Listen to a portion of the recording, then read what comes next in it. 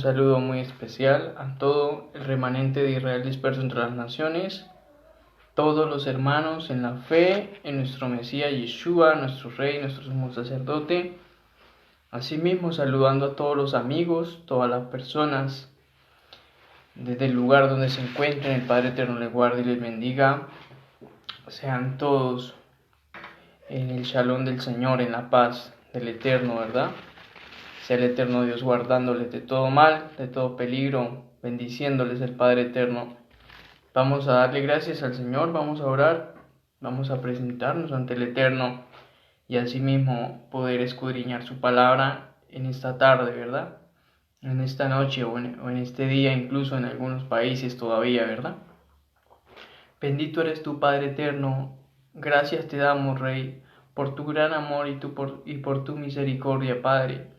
Gracias por este día que nos has dado, que nos has guardado de todo mal y de todo peligro, Padre Eterno. Gracias, Adonai, porque tú has sido bueno y para siempre es tu gran amor y tu misericordia para con nosotros, Padre Eterno. Guarda y bendice a todo tu pueblo, a todos tus hijos, tu pueblo disperso entre las naciones, a todas las personas y los amigos, Padre Eterno.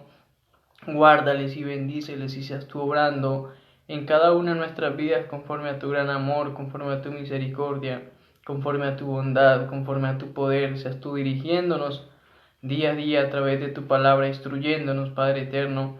Asimismo, Padre, seas tú limpiando todo nuestro ser interno, purifica todo nuestro ser externo, Padre, y que podamos agradarte cada día en nuestra vida podamos agradarte en todo sentido, podamos ser obedientes a tu palabra y dirigir nuestra vida bajo las instrucciones de tu palabra, Rey Eterno. Asimismo, háblanos en esta tarde, en esta noche, háblanos conforme a tu palabra, a través de tu Ruach HaKodesh, amplía todo conocimiento, nuestra vida, nuestra mente, Padre Eterno, e instrúyenos conforme a tu voluntad, Rey, a través de los méritos de Yeshua, nuestro Mesías. Gracias te damos, Padre Eterno. Amén y amén. Saludando a todas las personas, amigos, hermanos en la fe, ¿verdad? Que espero todos hayan tenido un día en el gozo del Eterno, en la presencia del Señor, en su día a día, en sus lugares de trabajo, en sus labores, en todo lo que hagamos durante el día a día, sea en el gozo del Eterno, sea en la presencia del Señor, ¿verdad? Agradando incluso a nuestro Creador. Entonces les saludo a todos. Son días festivos aquí en Chile, ¿verdad? Y los cuales, aprovechando al máximo este tiempo para instruirme en la palabra del Eterno, para profundizar en ella y asimismo para compartir con todo el pueblo del Señor, con todos los amigos, con todas las personas que les guste asimismo ampliar el conocimiento en la palabra del Eterno, ¿verdad? Y comenzando este tema, ¿verdad? Esta palabra del Eterno, acerca de qué es Dios, este concepto, ¿verdad? ¿Qué es Dios? ¿Qué es Dios para mí? ¿Qué es Dios para ti? ¿Qué es Dios para nosotros? ¿Qué es Dios, verdad? Lo cual podemos entender que me estoy refiriendo al eterno Dios, al Elohim de Abraham, de Isaac y de Jacob, ¿verdad? Al eterno Dios, al Todopoderoso. Lo cual la conciencia o la creencia del colectivo, ¿verdad? En cuanto a Dios, podemos entender que esa creencia afecta totalmente en la vida de la gente, ¿verdad? No solamente en la manera de pensar y de creer, sino también en la manera y en la forma de ver el mundo incluso, ¿verdad? En la forma en la que vemos incluso al ser humano, ¿verdad? A nuestro prójimo, a las demás personas. Y por lo tanto esa forma de ver al ser humano y de ver al mundo afectará su forma de ser, ¿verdad? Sus emociones van a afectar en sus emociones, en las actitudes, ¿verdad? En las actitudes, ¿cierto? Lo cual obviamente afectarán las acciones incluso, ¿cierto? De todo ser humano, de toda persona. Significa que la creencia en Dios o qué es Dios, ¿cierto? Para esta sociedad. ¿Qué es Dios para esta sociedad? ¿Cierto? O para esa persona. ¿Cierto que sí? Aunque normalmente,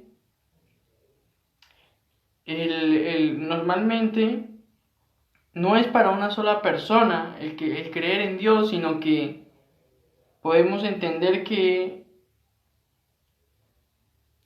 sino que más que todo son para hacia grupos colectivos, ¿verdad?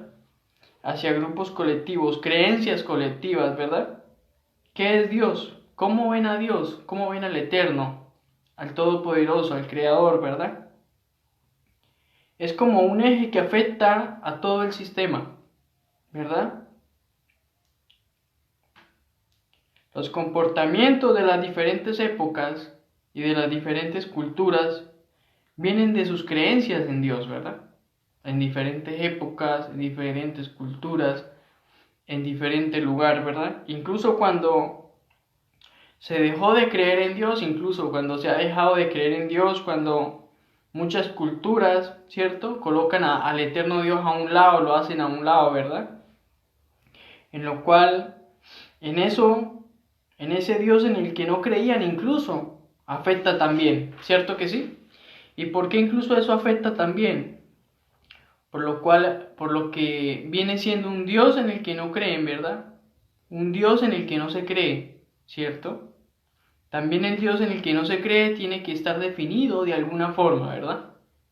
De alguna forma se lo definen las culturas, las sociedades, ¿verdad? Las creencias, ¿cierto? Lo cual también el Dios en el que no creen tiene que estar definido de alguna manera, ¿verdad? Porque dicen, yo no creo en este Dios, y ese Dios tiene una definición. Ese Dios lo definen, aunque no lo crean, lo definen, ¿verdad? Lo cual aún así afecta, porque no se cree que se define, ¿cierto? Porque aunque no se cree en Dios, así mismo lo definen. No creo en Dios por tal cosa, por X o Y motivo, ¿verdad? Así mismo. Lo cual también la creencia o la visión en la que vieron a Dios ha afectado no solamente en su sistema de creencia, ¿cierto? Sino en todo, en toda la sociedad, ¿cierto que sí? En las sociedades antiguas, por ejemplo, podemos ver incluso desde la perspectiva bíblica, ¿verdad? Desde los tiempos de Abraham, desde los tiempos incluso desde antes, desde los tiempos de Noé, ¿verdad? Podemos entender incluso desde esos tiempos cómo se dejó de creer en el Eterno, ¿verdad? Cómo se dejó de la obediencia al Creador, al Dios Todopoderoso, ¿verdad? Lo cual comenzó desde la descendencia de Adán y a través de su hijo Zen, y asimismo comenzaron los hombres a glorificar el nombre del Eterno, ¿verdad? Pero que llegó un tiempo entre la sociedad, incluso entre la descendencia por parte de Caín, y que toda la descendencia en la tierra se mezcló, ¿verdad? Lo cual podemos ver bíblicamente que la sociedad, el ser humano dejó al eterno Dios a un lado y se fue a otras cosas, ¿verdad? Se fue a la inmoralidad, se fue al paganismo, se fue a muchas cosas que al eterno no le agradaron, ¿verdad? Por lo tanto, nosotros vemos en la escritura y entendemos muy bien lo que pasó, ¿verdad? Lo que pasó y que Noé y su familia ante los ojos del eterno fueron justos, ¿cierto? Fueron rectos, hicieron lo que agradaron al eterno y vemos muchas veces las consecuencias, ¿verdad? Lo cual también se creían en dioses, ¿verdad? Desde la antigüedad, incluso cuando nuestro pueblo, nuestros antepasados de Israel estuvieron en Egipto, ¿verdad? Lo cual se creían en dioses, ¿verdad? En diferentes dioses, ¿cierto? Lo cual también a nuestro pueblo, cuando el eterno Dios los saca de Egipto, ¿verdad? Y en el monte Sinaí les entrega las tablas de la Torá, las instrucciones, los mandamientos, las ordenanzas para que vayan en pos de esas instrucciones, obedeciendo en amor al Creador, ¿verdad? Para que sean bendecidos, para que sean una nación santa, apartados para agradar al Creador. ¿Cierto que sí? Podemos ver que hay en Éxodo capítulo 20, en Shemot, los que tienen la Torá en hebreo, Éxodo capítulo 20, verso 3, lo cual entre los 10 mandamientos, como conocemos en las traducciones de la Biblia, o las 10 declaraciones, o las 10 pronunciaciones, el eterno Dios allí en el capítulo 20 de Éxodo, verso 3, les dijo, no tendrán otros dioses delante de mí, ¿verdad? Así fue el mandamiento que el Eterno dio a su pueblo, ¿verdad que sí? Del cual el Eterno los había sacado de Egipto a ellos, ¿verdad? Y del cual el Eterno asimismo les estaba dando instrucciones a través de Moshe, porque iban a ir hacia una tierra igual, ¿verdad? Una tierra que estaba también envuelta en muchas cosas, ¿verdad que sí? Lo cual podemos ver que existía el paganismo o incluso el politeísmo, ¿verdad? El politeísmo no solamente es una idea religiosa, sino que es una idea moral incluso, ¿verdad? Eso tiene un efecto directamente en una sociedad, ¿cierto? Lo cual, cuando la Torá está tan en contra de todos estos textos, ¿verdad? La Torá está tan en contra de la idolatría incluso, ¿verdad? Por ejemplo, ahí en Éxodo capítulo 34, ¿verdad? Éxodo capítulo 34, del verso 11 al verso 17, ustedes pueden tomar apuntes en sus casas, retroceder el video si no entendieron, ¿verdad? Pero que allí puedan tomar apuntes y también pueda ir y escudriñar la palabra del Eterno, ¿cierto?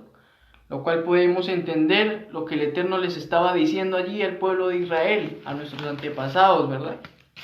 Lo cual el Padre Eterno les estaba diciendo allí, ¿verdad? Y les estaba dando instrucciones a través de Moshe que los iba a dirigir hacia una tierra, ¿verdad? Y que no hicieran pacto, no se unieran, ¿verdad? Con estos pueblos, ¿cierto? Que vivían esta tierra incluso hacia la tierra prometida donde ellos iban a dirigir, ¿verdad? Que no se extraviaran tras sus dioses, tras sus creencias, tras sus pensamientos, ¿cierto? Tras sus costumbres, tras su cultura, ¿verdad que sí? Y lo cual ustedes pueden leer allí con tiempo detenidamente, Éxodo 34 del verso 11 al verso 17, ¿verdad? Lo cual podemos entender que la Torá estaba, el eterno Dios ahí en la Torá, en los mandamientos, las instrucciones en contra de la idolatría, ¿verdad? Hay mucho que habla acerca de la idolatría y cuánto la idolatría es grave, ¿cierto? Es grave y cuánto hay que separarse de la idolatría. ¿Verdad que sí? Desde la Torá, desde el Antiguo Testamento, como lo conocimos en las traducciones de la Biblia, el Pentateuco, la Torá, las instrucciones de Adonai, ¿verdad? Lo cual, ¿por qué era grave, cierto? Esto, la idolatría, y por qué siempre el Eterno insistía en separarse de la idolatría, ¿verdad? Lo cual es motivo por el cual la Torá tiene un mensaje principal, ¿verdad? Un mensaje principal tiene la Torá de salir de la idolatría, ¿verdad que sí? Era porque la idolatría incluso destruía las sociedades, destruía la idolatría las sociedades, ¿verdad? No era solo un tema de confesiones de fe, ¿cierto? Sino cómo el politeísmo o el paganismo afectaba, ¿cierto? Por ejemplo, esa visión de dioses, como lo que había en Egipto, el dios para esto, ¿cierto que sí? También tenían ese pensamiento de esos dioses, entre comillas, ¿verdad? Lo cual decían también o tenían ese pensamiento de que esos dioses se enojaban, ¿cierto? O que esos dioses se ponían contentos, ¿verdad? De que esos dioses, con los sacrificios, ¿cierto? Se ponían contentos con los sacrificios que el ser humano les hacía incluso, ¿cierto? Es decir, que tenían ese pensamiento pagano y politeísta, ¿cierto? De que haciendo sacrificios a esos dioses los bendecían o los maldecían, ¿verdad? Incluso al mundo y a esas sociedades, a esos pueblos, a esas naciones, ¿verdad que sí? Y que los seres humanos bendecían, ¿cierto? A ellos los bendecían o los maldecían hacer todas estas cosas a esos supuestos dioses, ¿verdad? De una u otra forma tenía que sobornar o tenerles contento con sus sacrificios, ¿verdad? Porque si no el ser humano no recibiría lo que tenía que recibir de esos supuestos dioses, ¿verdad? De esas supuestas creencias, deidades, ¿cierto? Si no, el Dios se enfadaría y dejaría de hacer llover, entre comillas, ¿verdad? Dejaría que el sol no saldría, o saldría un rato por el día y vuelve y se iba el sol, o al otro día no salía el sol, ¿verdad? Y ese era el pensamiento, ¿cierto? Que afecta incluso a toda la sociedad. Es un pensamiento que afecta a toda la sociedad. ¿Por qué? Porque la idea de estos dioses o de este Dios es que está solo aquí para darme y yo tengo que sobornarle, ¿verdad? Yo de una u otra forma tengo que ponerlo contento, ¿cierto? Eso construye incluso la personalidad de la persona, nuestra personalidad, ¿verdad? No solamente a nivel personal, sino a nivel social, ¿cierto? Construye mi sociedad de esa forma, ¿verdad?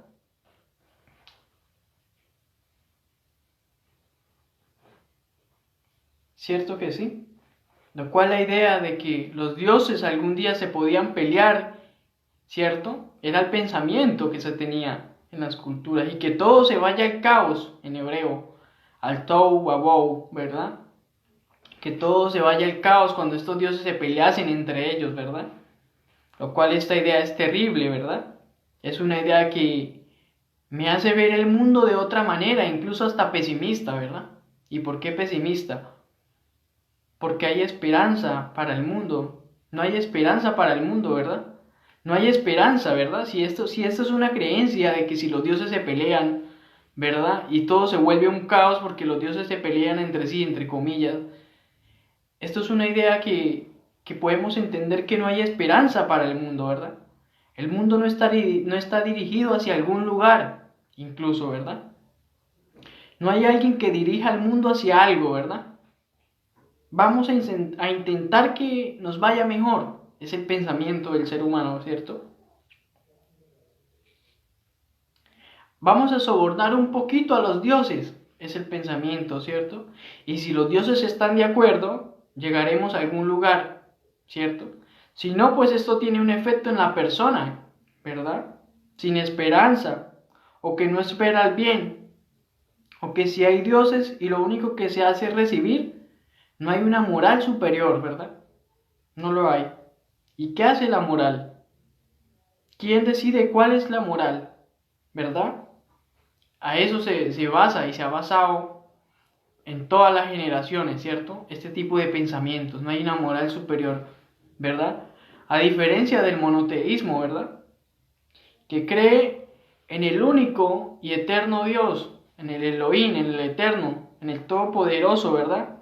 Que dirige al mundo, como fue escrito a nuestro patriarca, a través del patriarca Moshe, como fue escrito a todos nuestros antepasados, el pueblo de Israel, en la Torá, ¿verdad? Lo cual fue escrito allí en Deuteronomio, o de Barín, los que tienen la Torá, Deuteronomio capítulo 6, verso 4, ¿verdad? Shema Israel, Adonai Eloheinu, Adonai Echad, ¿verdad? Escucha Israel, el Señor nuestro Dios, el Señor uno es, ¿verdad? Eso fue escrito ahí en Deuteronomio 6:4, ¿verdad? En la Torá, la instrucción que se nos fue dada a nuestros antepasados, a todo el remanente, a todo el pueblo de Israel, ¿cierto? Que el Eterno había sacado de allá, del paganismo de Egipto, ¿verdad? Lo cual es el Eterno, Elohim, el Dios Todopoderoso, es el único Señor para el pueblo de Israel, ¿verdad? Para todo su pueblo, lo cual ese único Dios, ese eterno Dios que dirige al mundo hacia algún lugar, ¿verdad?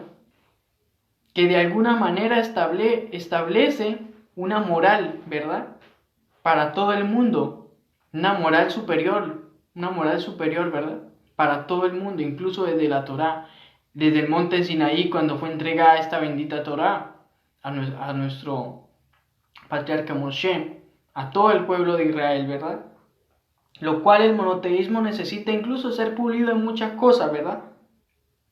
Porque hay formas de monoteísmo que también pueden llevar a ciertos grados de problemas morales incluso, ¿verdad?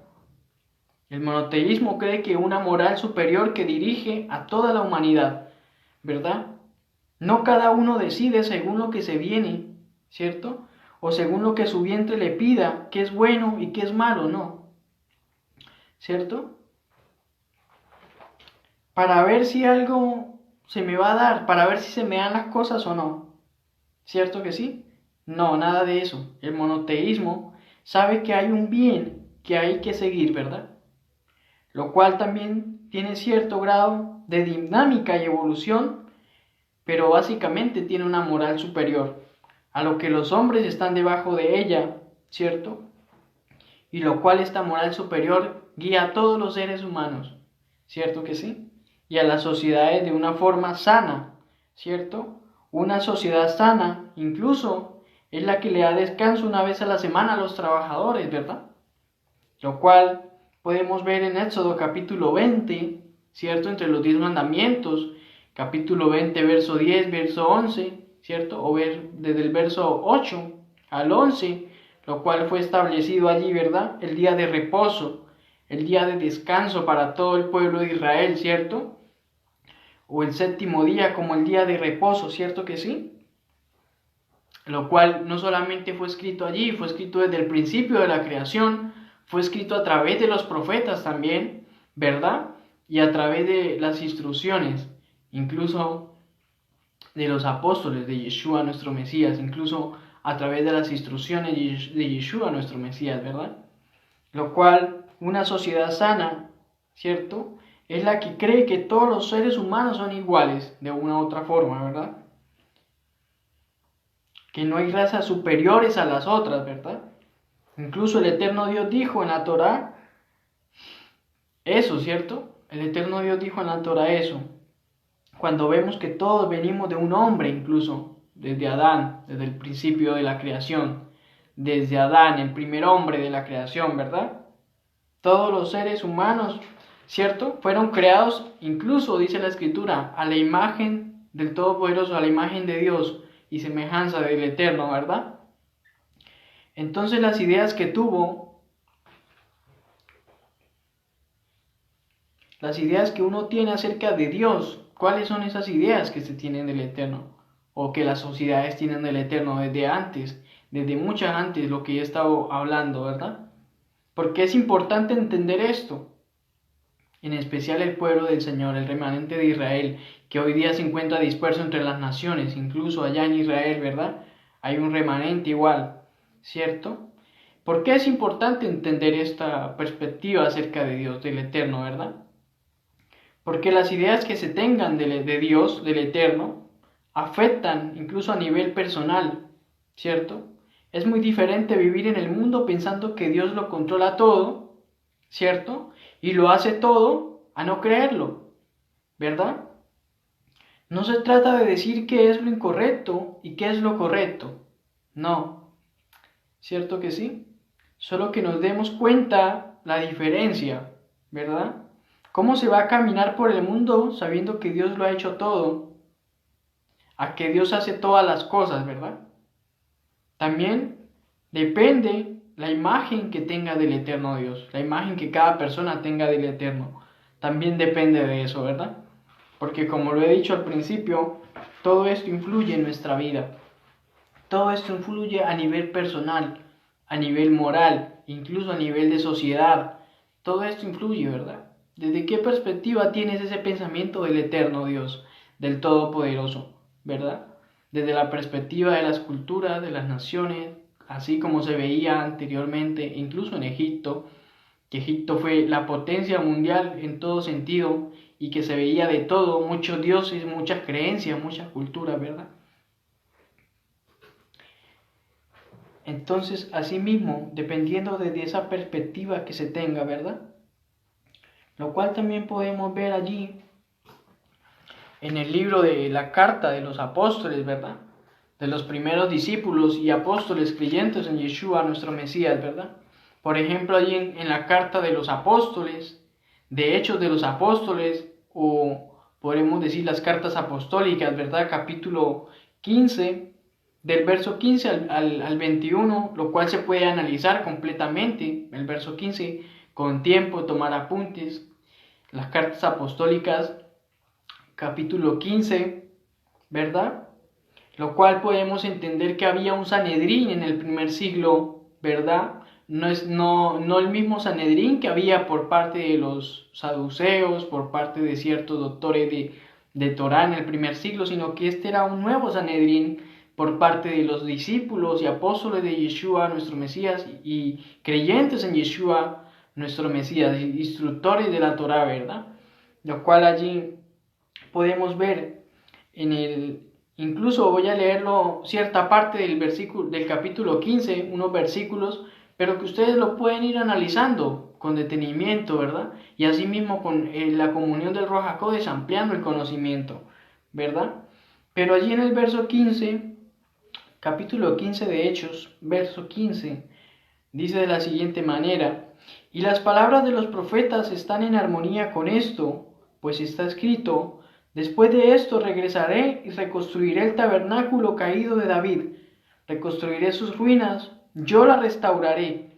Ahí estaban hablando los discípulos y apóstoles de Yeshua, nuestro Mesías, ¿verdad? Arreglando cierto debate allí que se estaba presentando en ese momento, el cual ustedes pueden leer, ¿verdad? Pero que están citando precisamente acerca de lo que fue escrito a través del profeta Amós, en el capítulo 9, del verso 11 al verso 15, que ustedes también lo pueden analizar detenidamente y entender que era lo mismo que estaban hablando aquí los discípulos y de Yeshua, nuestro Mesías, ¿verdad?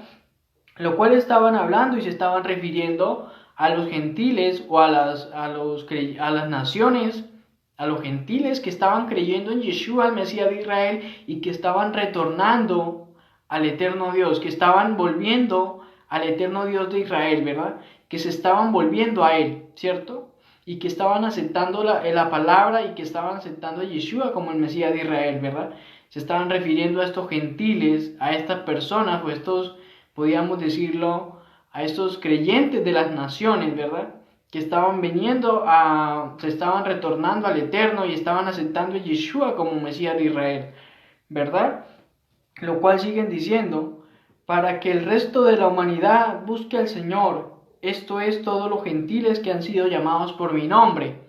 Cierto que los apóstoles están hablando allí, se están refiriendo al libro del profeta Amós, capítulo 9, del verso 11 al verso 15, en donde el eterno Dios estaba hablando a través del profeta Amós y estaba diciendo estas palabras, ¿verdad? Y lo cual sigue diciendo: dice Adonai, el que está haciendo estas cosas, todo esto ha sido conocido por siglos. Todo esto había sido conocido desde mucho tiempo atrás. Ya había sido anunciado por los profetas y dejado escrito, plasmado en las escrituras, ¿verdad? Por lo tanto, mi opinión es que no debemos poner obstáculos en el camino de los gentiles que se están volviendo a Adonai, diciendo los discípulos de Yeshua, ¿verdad? Dice: más bien debemos escribirles una carta diciéndoles que se abstengan de cosas contaminadas por ídolos, de fornicación, de lo estrangulado y de sangre, ¿verdad? Lo cual muy bien el que conoce las escrituras o el que sabe o ha instruido en la Torá sabe que estos son mandamientos que están escritos en la Torá, ¿verdad? No son mandamientos que los discípulos estaban inventándose o sacando, por decirlo, de así por así, no, son mandamientos e instrucciones que están escritos en la Torá, ¿verdad? En lo cual ellos estaban haciendo énfasis allí. Los primeros creyentes, estos gentiles debemos entender primero que todo que los discípulos de Yeshua eran judíos, creyentes en Yeshua como el Mesías de Israel, ¿verdad? Eran judíos que aceptaron al rabino Yeshua, y no solo como un rabino en el primer siglo, sino como el Mesías, por toda la obra poderosa que hacía en medio del pueblo y del remanente de Israel, cumpliendo los escritos de los profetas y asimismo cumpliendo todo al pie de la letra, de acuerdo a lo que ya estaba escrito acerca de Yeshua, ¿verdad? Y que estos judíos, ¿verdad?, que ahora han creído en Yeshua, no son judíos que se han convertido al cristianismo, tampoco son judíos que están como de una u otra forma creando una nueva religión o una iglesia, como si hoy en día se conoce, o un nuevo tipo, o creando algo diferente, no, sino que son judíos que conocen muy bien la Torá, los escritos de la Torá, los escritos de los profetas, y que ahora estos judíos venían a creer en Yeshua como el Mesías de Israel, ¿verdad? Anunciando las buenas nuevas del reino, ¿verdad? Anunciando a Yeshua como Mesías, pero que se estaba presentando cierta problemática o cierto debate por parte de otros judíos, ¿verdad?, creyentes en Yeshua, pero que estaban o tenían tradiciones no solamente de la Torá, sino que eran tradiciones de acuerdo al pensamiento de ciertas sectas del primer siglo, ¿verdad? Ciertas sectas que creían, que estudiaban la Torá, ciertas sectas de judíos de la Torá del primer siglo, ¿verdad? Y que esto es lo que ellos están solucionando allí, estos primeros creyentes, o estos creyentes de las naciones, estos gentiles que al escuchar la palabra están haciendo Teshuvah, se están volviendo al Eterno, están creyendo en Yeshua como el Mesías de Israel, que estos primeros gentiles hagan esto, ¿verdad? Lo cual están diciendo allí.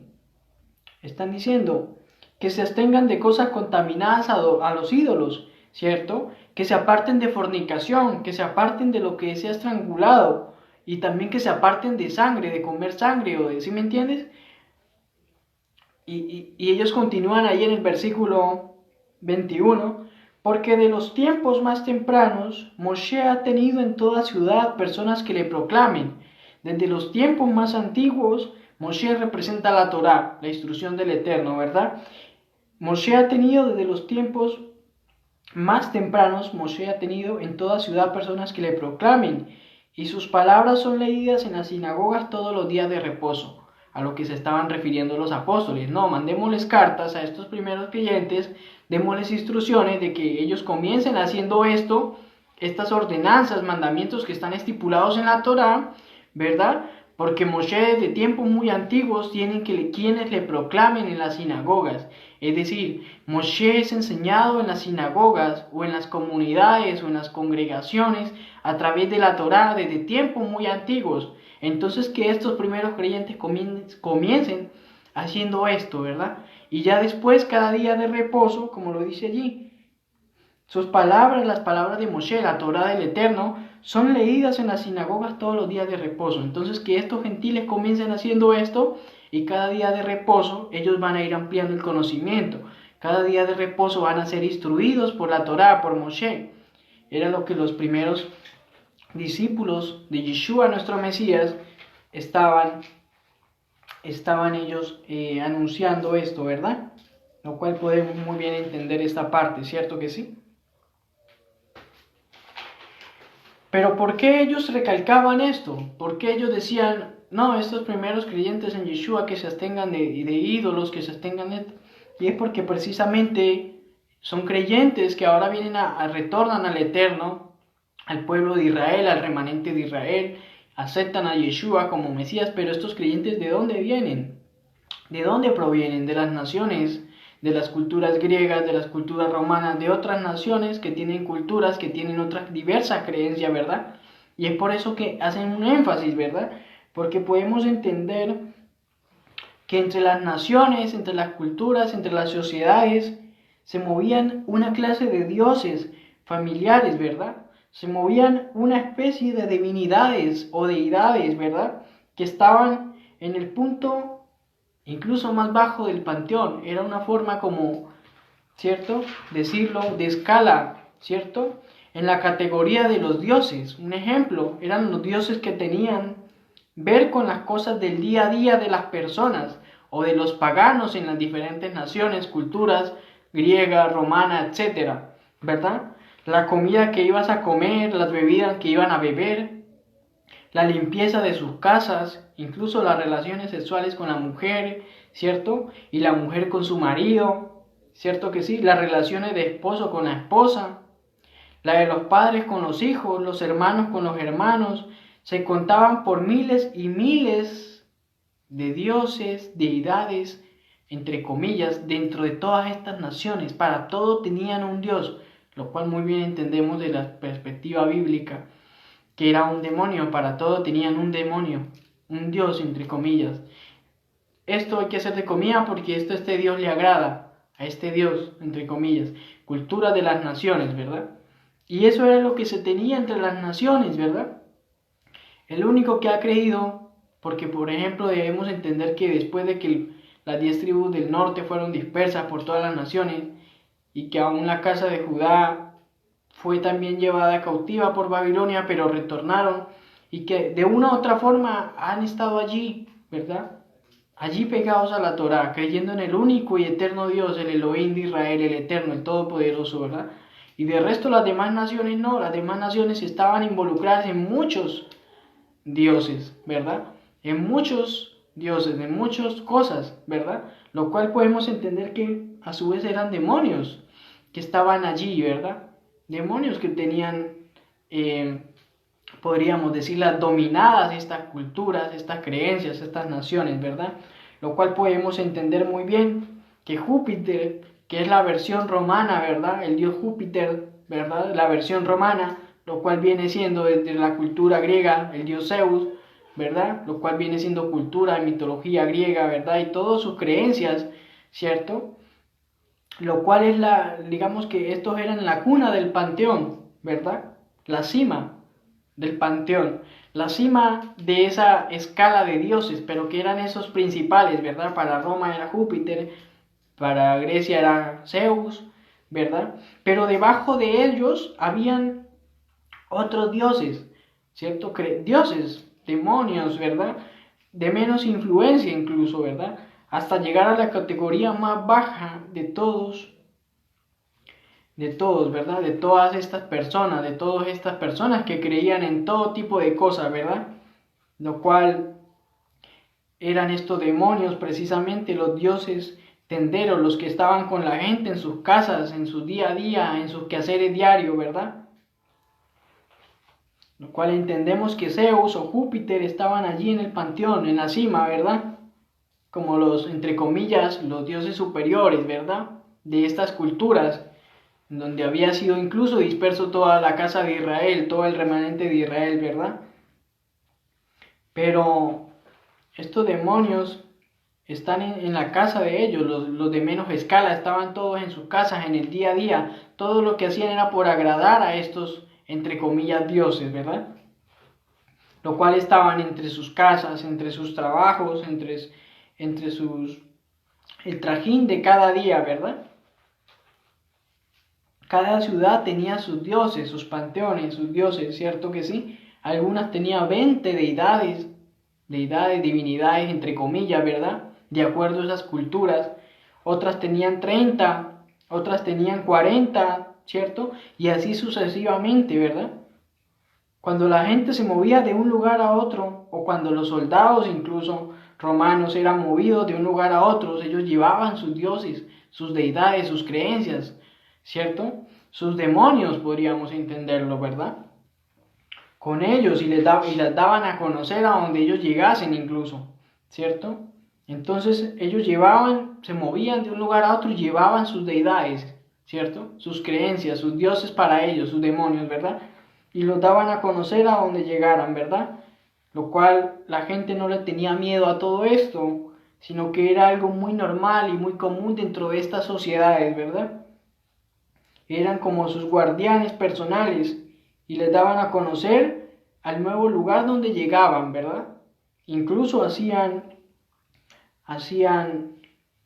los del nuevo lugar, es decir, ellos llevaban estos y a donde llegaban los de ese lugar abrazaban a estos dioses, entre comillas, a estas deidades, a estos demonios. Los abrazaban, los recibían, ¿verdad? Eso era lo que sucedía. Esos nuevos dioses para ellos, entre comillas, lo cual son demonios, esos nuevos venían y los incluían dentro del panteón familiar que cada persona, que cada sociedad tenía, ¿verdad? Estos demonios eran los dioses de las familias, ¿verdad? Divinidades, entre comillas, más cercanas a las personas. No les temían, incluso les respetaban, les servían, les adoraban, ¿cierto? Les veneraban, eran sus socios en las casas diarias, en todo lo que hacían, ¿verdad? Es por eso que el concepto de conversión no existía incluso, ¿verdad? En el paganismo del Imperio Romano no existía ese concepto de conversión. Como por ejemplo vemos muchas veces que dice la Escritura que Pablo se convirtió. No, estos conceptos incluso de esos momentos no existían. Concepto de conversión, y hay que entender muy claro esto.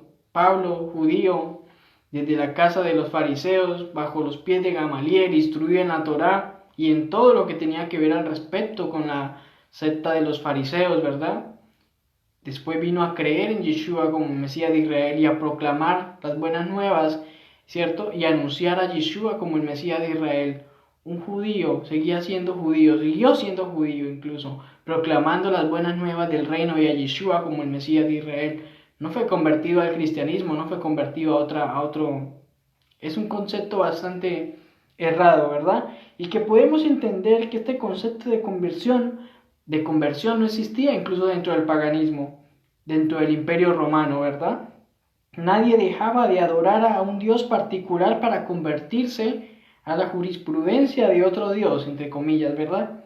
Nadie dejaba un ejemplo a Mitra de adorarla para convertirse al dios Juno, nada de eso, sino que un devoto a Mitra, cuando conocía a Juno, simplemente absorbía y lo incluía en su lista de sus dioses, ¿verdad? En otras palabras, lo aceptan de un nuevo dios, ¿verdad? La aceptación, es decir, lo aceptan como uno nuevo, hace parte ahora del listado de creencias y de dioses, ¿verdad? De esa sociedad, ¿verdad?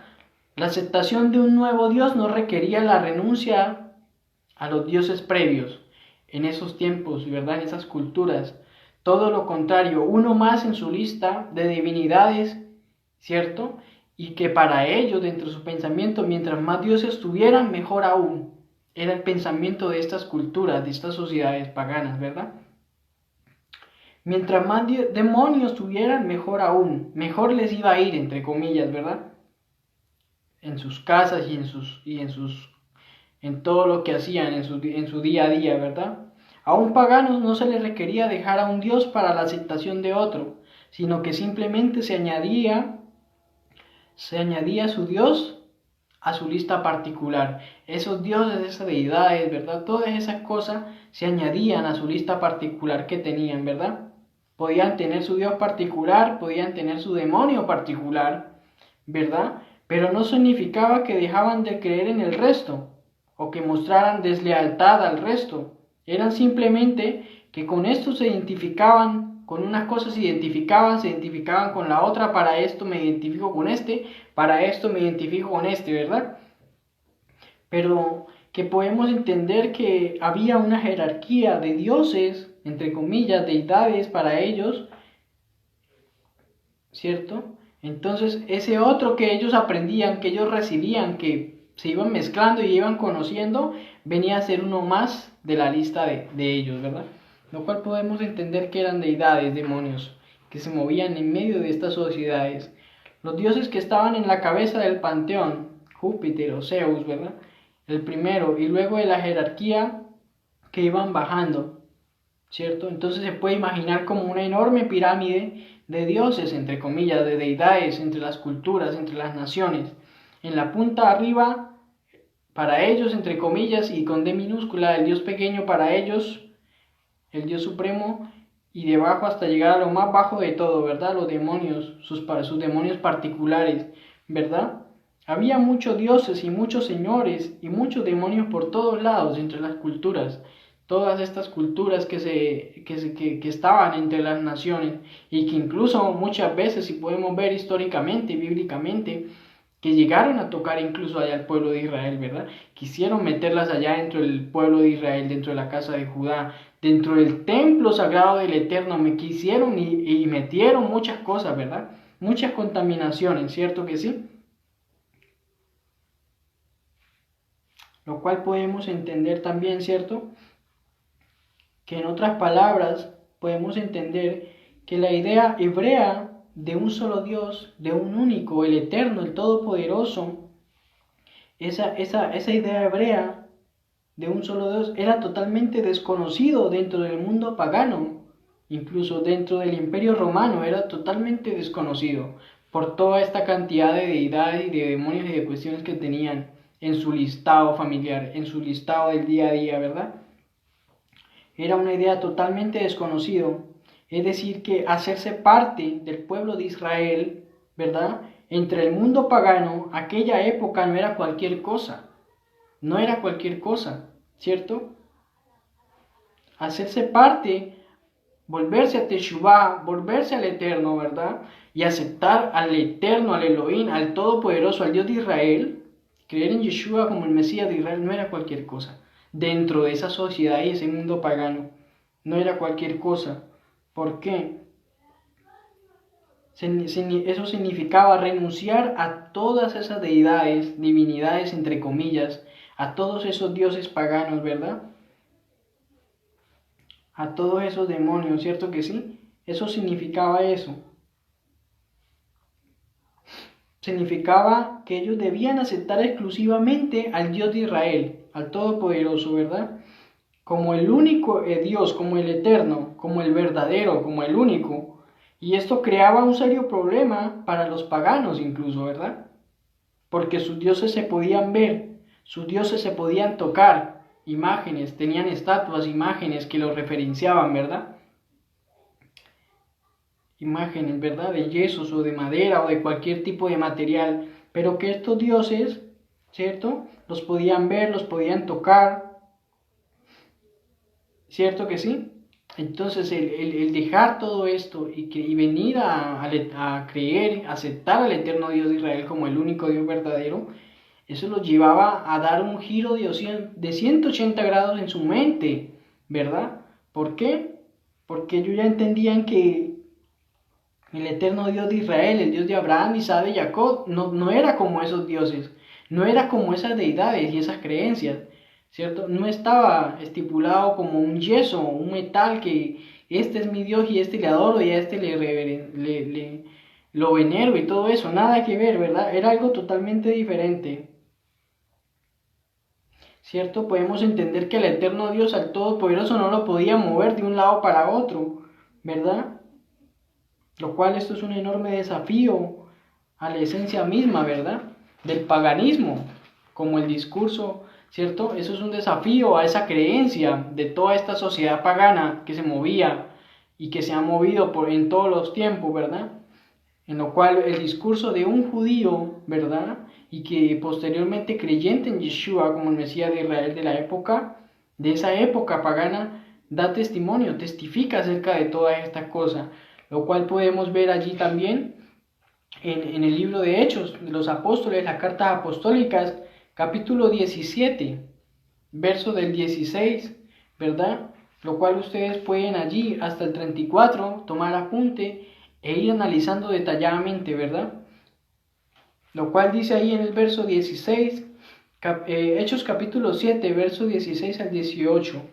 Mientras Shaul, el apóstol Pablo, el apóstol Shaul, esperaba en Atenas, ciudad, región de Grecia, en Grecia, el Ruach dentro de él se contristaba al ver la ciudad llena de ídolos, ¿verdad?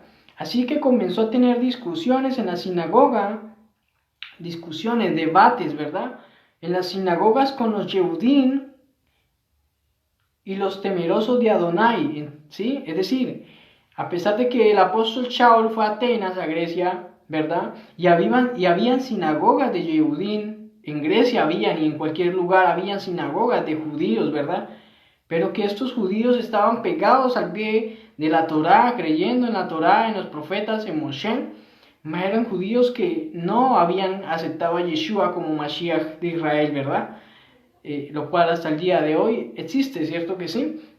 Entonces dice aquí que él tenía debates en estas sinagogas con estos judíos, hermanos de él, hermanos de sangre, hermanos de fe, ¿verdad? Hermanos de la casa de Judá, y dice que tenía debates, discusiones con estos Yehudim, con estos temerosos de Adonai, ¿verdad? Y sigue diciendo que en las plazas del mercado todos los días con gente que casualmente estaba allí, ¿verdad? Tenía debates el apóstol Shaul instruyéndoles, ¿cierto?, a estas personas griegas que estaban en las plazas acerca del eterno Dios de Israel, ¿verdad? Lo cual también sigue diciendo que también un grupo de filósofos epicúreos y estoicos empezaron a reunirse con el apóstol Shaul, ¿verdad? Y sigue diciendo que algunos preguntaron, ¿qué es lo que este charlatán estará tratando de decir? Le decían algunos, este es un charlatán, este es un palabrero, le decían algunos, ¿verdad? Lo cual otros, porque y le decían esto, porque él proclamaba las buenas noticias de Yeshua, proclamaba las buenas nuevas del reino, ¿verdad? Y acerca de Yeshua como el Mesías de Israel, ¿verdad? Y de la resurrección, hablando acerca de la resurrección, dijeron, esto suena como un propagandista de dioses extraños.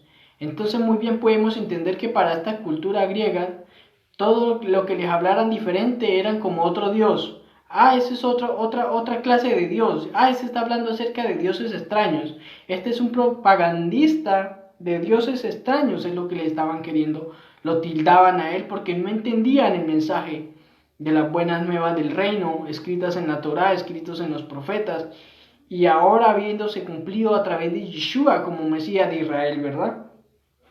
Lo cual, analizando un poco muy bien estos filósofos epicúreos, ¿verdad? Y estoicos de esa época, ¿verdad? Del apóstol Shaul en Grecia, ¿verdad? Lo cual estos filósofos epicúreos creían que el mundo había llegado a existir por casualidad y que existían los dioses, es decir, y que si existían dioses, ciertos dioses, a esto no les interesaba el hombre, ni tenían nada que ver con él, con el hombre.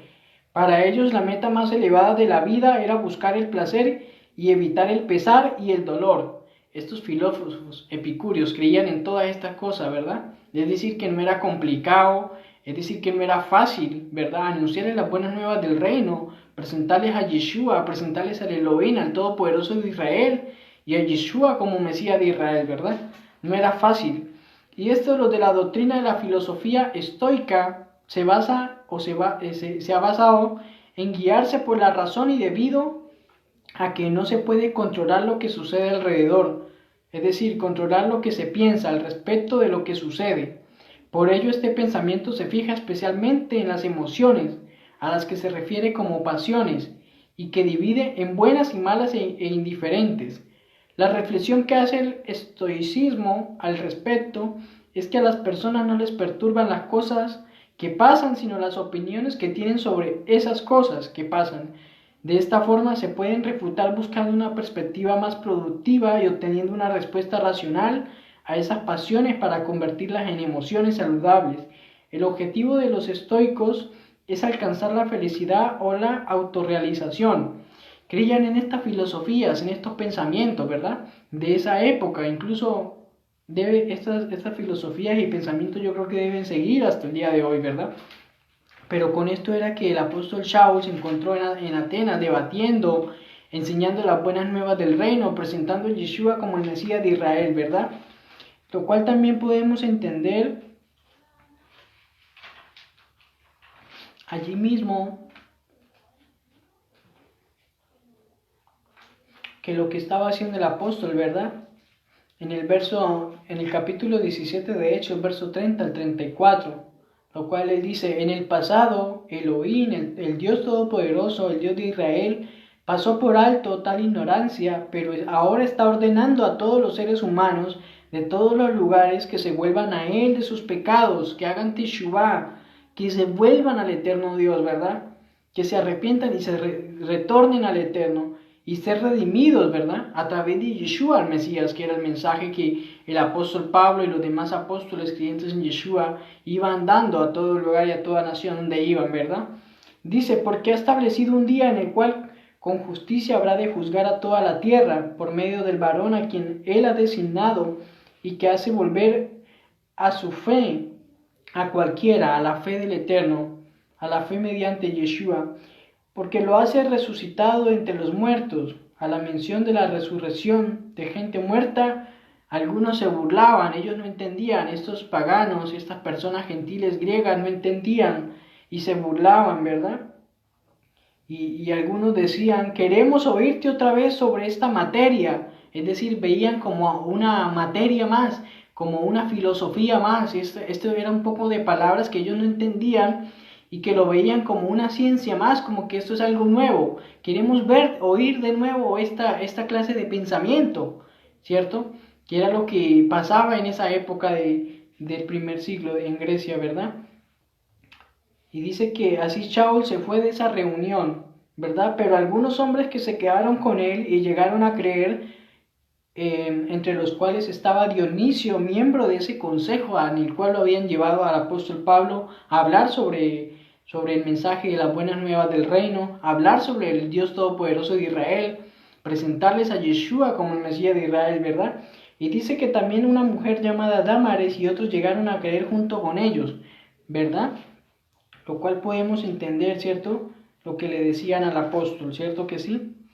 Le decían el charlatán, palabrero, no entendían el mensaje porque estaban envueltos en tanto paganismo, en tantas cosas, costumbres, tradiciones y mucha filosofía, ¿verdad?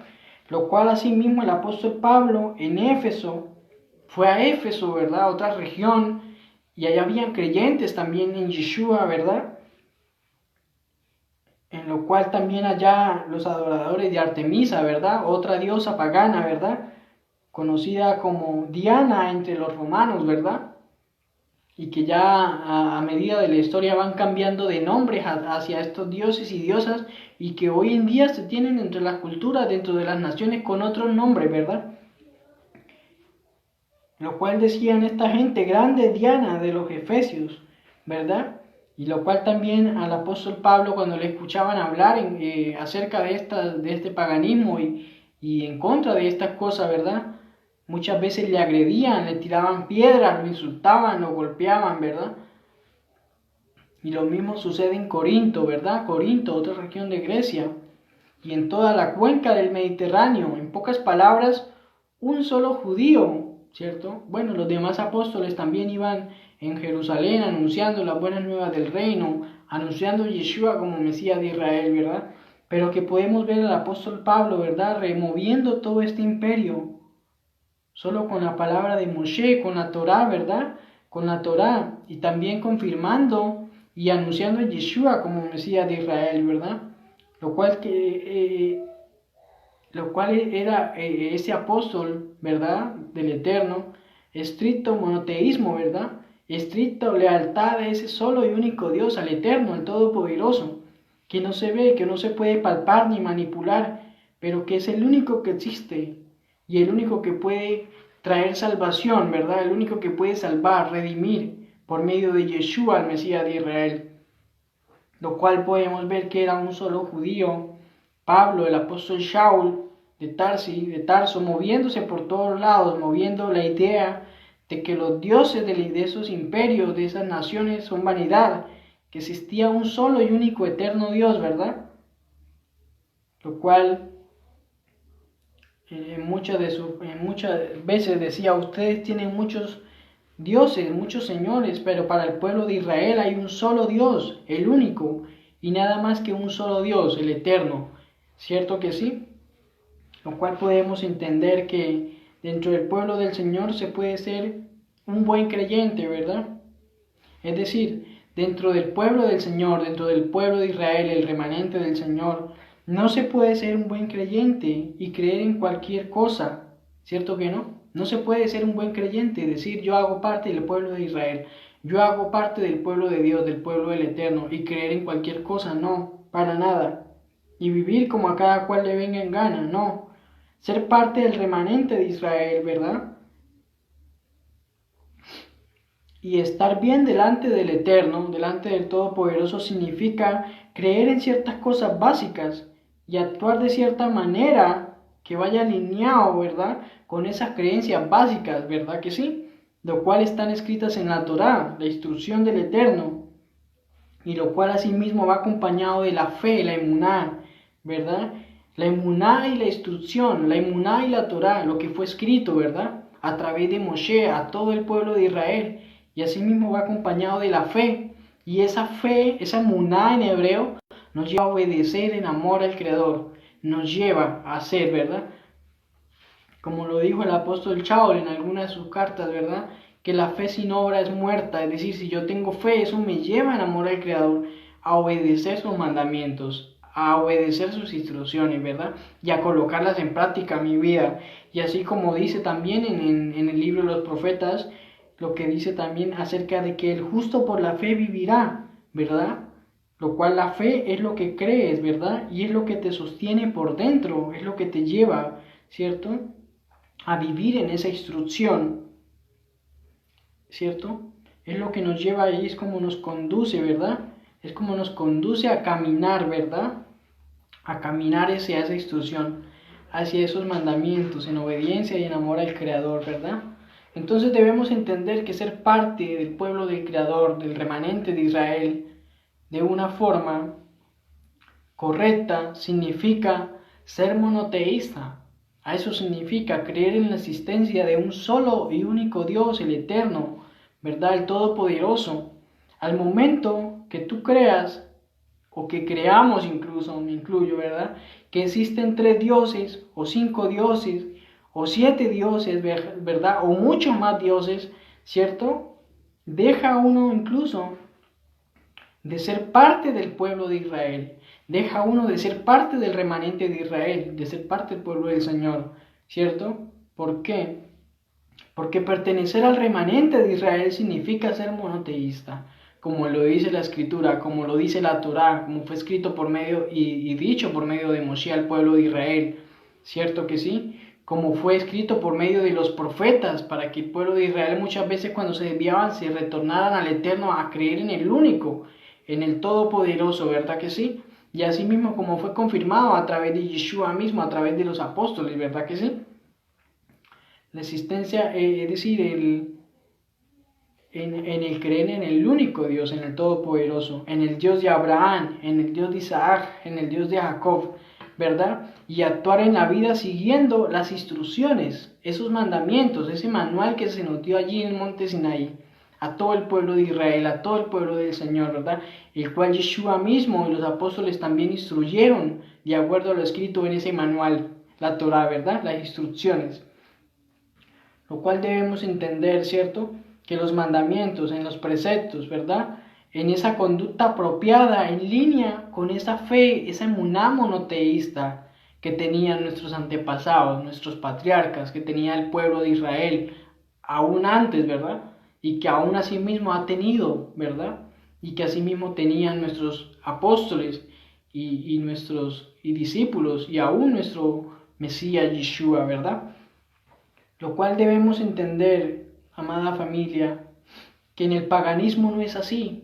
No es así en el paganismo. En el paganismo no importa lo que creas, ¿verdad? En el paganismo la única cosa importante es el culto a los dioses, ¿verdad? Eso es lo que cuenta dentro del paganismo, dentro de estas culturas, ¿verdad que sí? ¿Qué significa culto? Viene del latín esta palabra cultus decorum, ¿verdad? Que significa en esencia cuidado de los dioses. Ser culto significa una persona que sabía cómo servir, cómo atender o cómo incluso reverenciar, ¿verdad? Cómo alimentar a sus dioses, cómo complacerlos, cómo, ¿verdad? Cómo hacerles, entre comillas, sentir bien a estos dioses, ¿verdad? Eso es lo que significa ser culto. Incluso cultura es entonces la manera correcta que un grupo étnico determinado sirve a sus demonios, sirve a sus dioses, ¿verdad? Y que esto podemos muchas veces entenderlo en la mayoría de naciones, cuando la cultura sale a hacer sus desfiles. ¿Cómo salen esto que se hace llamar cultura dentro de las naciones? La cultura de las naciones. ¿Cómo salen? Haciendo desfiles, haciendo cuestiones, disfrazados de muchas cosas, que esto no tiene nada que ver con el eterno Dios, tiene que ver con sus dioses, sus demonios. Es precisamente eso. Lo cual en el pensamiento pagano, ser cultos para ser libres, ¿cierto? El servicio a los dioses y saber cómo realizar ese servicio era el corazón mismo del paganismo incluso, ¿verdad? Era la cultura pagana de aquellos días. Los paganos creían ciertas cosas que los dioses se veían, ¿cierto? Pero a diferencia de un hebreo, a diferencia de ese hebreo, ¿cierto? Parte del pueblo de Israel, que está fundamentado en la emuná, en la fe, en la obediencia, en el amor, ¿verdad? A la Torá, ¿verdad que sí? Lo cual el paganismo solo se ocupa de fe, pero en el sentido de la creencia por lo doctrinal, ¿verdad? En forma práctica, no intelectualmente, sino en la práctica. A eso se refiere el paganismo respecto a la fe, ¿verdad? En el sentido de cómo te conduces en el culto incluso, ¿verdad? Esta palabra, cómo se conduce en el servicio a sus demonios, a sus dioses, ¿verdad? Lo fundamental era el cultus decorum, ¿verdad? O sea, dentro del paganismo esto era lo fundamental, el cultus decorum, ¿verdad? O sea, saber cómo servir a los dioses, a sus demonios, sus deidades, ¿verdad? Cómo atenderlos, cómo tenerlos contentos, cómo no imitarlos, ¿verdad? Perdón, cómo no irritarlos, cómo no hacerlos ofender, no hacerlos enfadar para ellos, ¿verdad? Porque si alguno de esos demonios se irritaba con ellos, se enojaba con ellos, ¿verdad? Les complicaba la vida, ¿verdad que sí? Y muchas veces, como decimos los colombianos, mejor dicho, si los hacía enojar, mejor dicho, ¿cierto? Prepárese para lo que viene. Ese era el pensamiento del paganismo, de estas culturas y estas creencias, ¿verdad? ¿Cómo era el cultus decorum? ¿Cómo era dentro de estas sociedades, estas culturas paganas? Tenía tres formas fundamentales. Primero, comidas ofrecidas a ídolos, ¿verdad? Sean sus demonios, sean divinidades, sean dioses, sean lo que sea. Lo primero era ofrecer comidas a esos ídolos, a esos dioses o a esos demonios, ¿verdad? Y que podemos entender muy bien por qué los apóstoles decían esto. Estos primeros creyentes que se aparten a esto, que se aparten de esto. Y podemos entender por qué el apóstol Chauvin en muchas de sus cartas le escribía a los creyentes, a los que estaban retornando al Eterno, al Dios de Israel, y a los que estaban aceptando a Yeshua como Mesías, les escribía muchas cosas. Y era por estos motivos, ¿verdad? Porque dentro del paganismo se veía esto, ¿verdad? Como primer punto, ofrecer comida a sus demonios, ¿verdad? Sean divinidades, sean jerarquías, el más alto de todos, quien era en ese momento griego, ¿verdad? Se les traía comidas o regalo y se les ofrecía incienso incluso, ¿verdad? Y por eso muchas veces podemos ver dentro de las culturas hoy día, las naciones, cuando celebran a sus dioses, a sus creencias y hacen asados y comidas, pasa lo mismo hoy día, ¿verdad? Entonces, segundo, lo que se hacía, ¿verdad? El cultus decorum a estos dioses, a estos paganos, a sus demonios, a sus creencias. Lo segundo era traer peticiones, ¿verdad? Entonces venían y traían ciertas peticiones, ¿verdad? A estos demonios o a estos sacerdotes que eran los encargados, estas personas encargadas de todo esto, ¿verdad? Y lo tercero era la adivinación, ¿cierto? Eso era lo fascinante del culto pagano, la adivinación. Era la contrapartida del profetismo dentro de la escritura, dentro del pueblo de Israel. Era la contrapartida, era lo contrario a lo que estaba dentro de la escritura, ¿cómo se puede decir? A lo que el pueblo de Israel se manifestaba dentro del pueblo de Israel por medio de los profetas. Esto era el contra de eso, ¿verdad?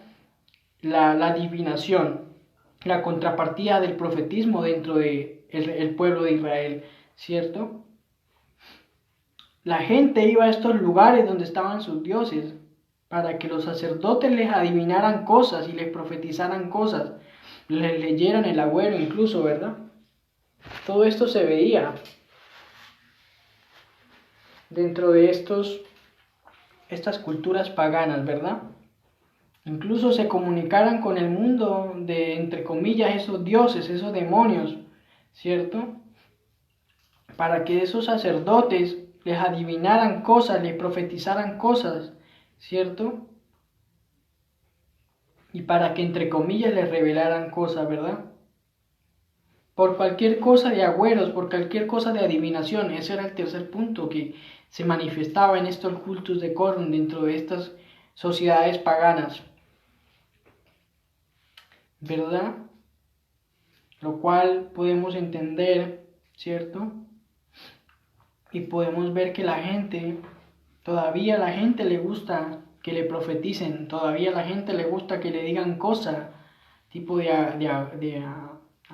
agorero, ¿cierto? Que le digan cosas, que le digan y le profeticen cosas. Hay gente que va corriendo a cualquier lado para que le profeticen, entre comillas, ¿verdad? Dígame quién me viene a buscar mañana, dígame con quién me voy a casar y todas cuestiones de cosas, incluso dentro de su vida diaria. Corre a ciertas personas para que les lean, les digan. Eso pasa hoy día, ¿verdad?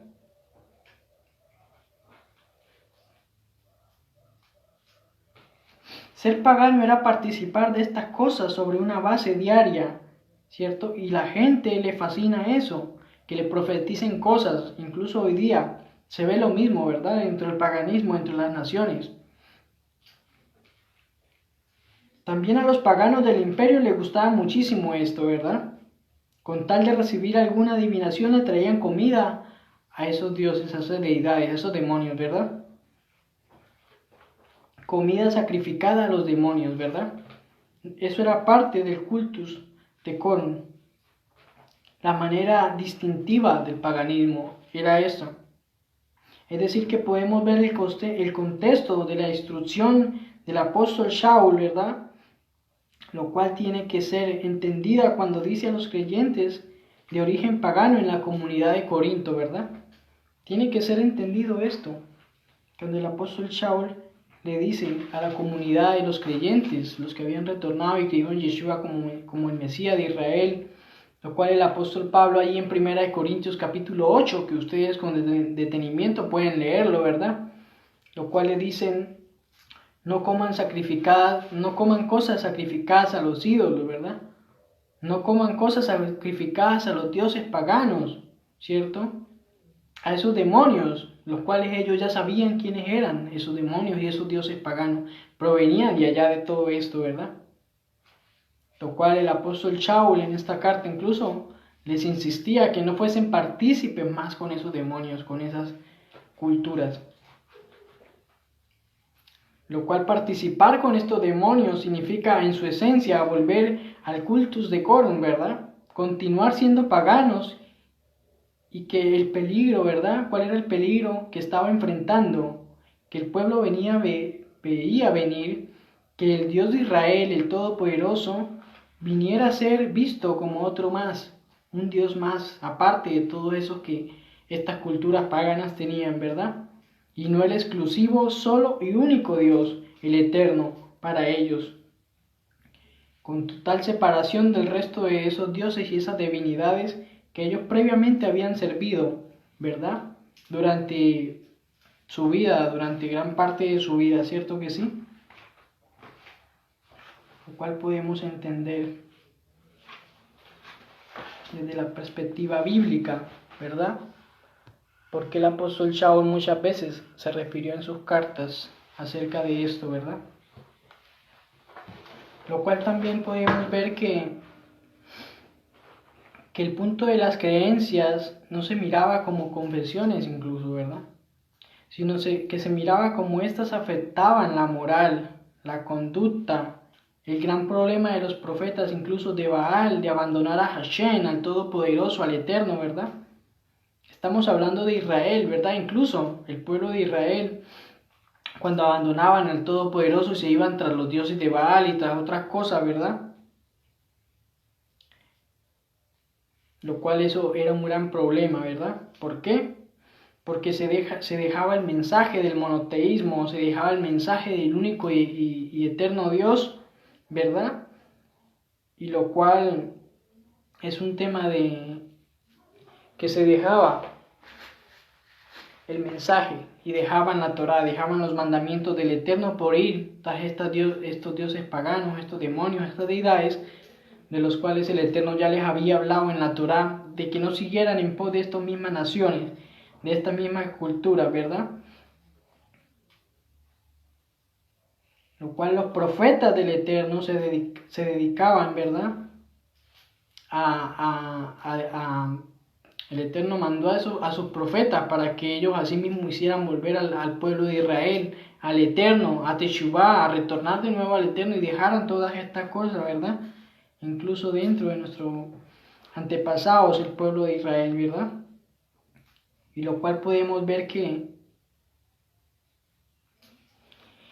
el Eterno se movía en medio de los profetas y les respaldaba, ¿verdad? De una manera visible, palpable, y lo cual el poder del Eterno se movía en medio de los profetas, ¿verdad? Hoy en día se sobrevalora lo superficial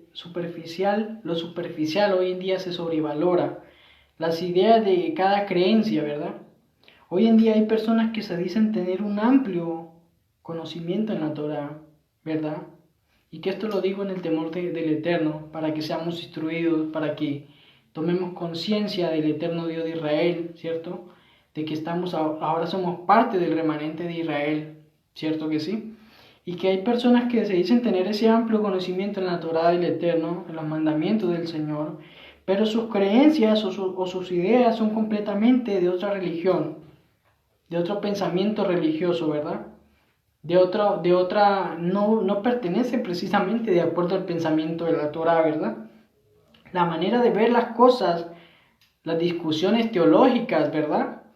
Queriendo incluso defender las raíces hebreas con discusiones del mismo comportamiento de una manera cristiana incluso, de una manera como se tenía en el cristianismo, ¿verdad? O en el protestantismo, donde fuese. Hoy en día se quiere hacer lo mismo, se quiere de una forma defender y pelear y discutir y agredir de una misma manera como se veía allá. Y esto no funciona así, amada familia. Cosas que debemos entender que esto no funciona así.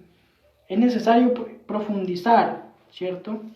Intentar profundizar en la idea de que el eterno Dios, más y más dentro de lo que podamos, como humanidad, como personas.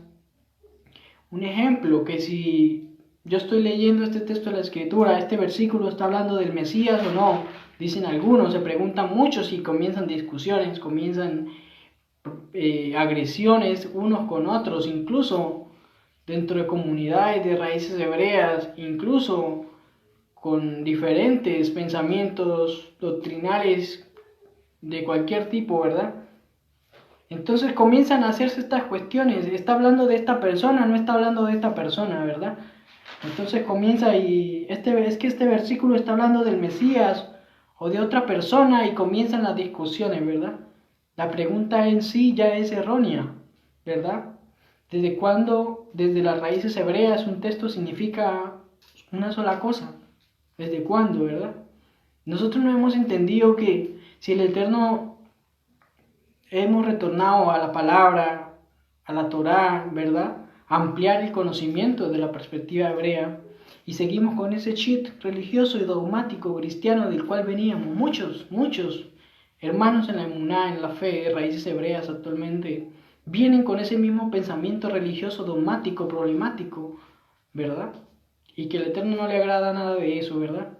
Pero que podemos entender y analizar incluso desde la perspectiva de las raíces hebreas, desde la Torá, que desde cuando un texto significa solo una cosa, y de ahí me cierro, y ahí discusiones y agresiones e insultos, ¿desde cuándo? A ver, entonces debemos entender que hay textos de la escritura, ¿verdad? Ya sea de la Torá, de los profetas, de los escritos, de toda la palabra del Eterno, que habla este versículo, un ejemplo del profeta tal, está hablando aquí, y este otro versículo y ese mismo versículo está hablando del Mesías, de Israel, del ungido, ¿verdad? Prometido, del que venía a traer redención, ¿verdad?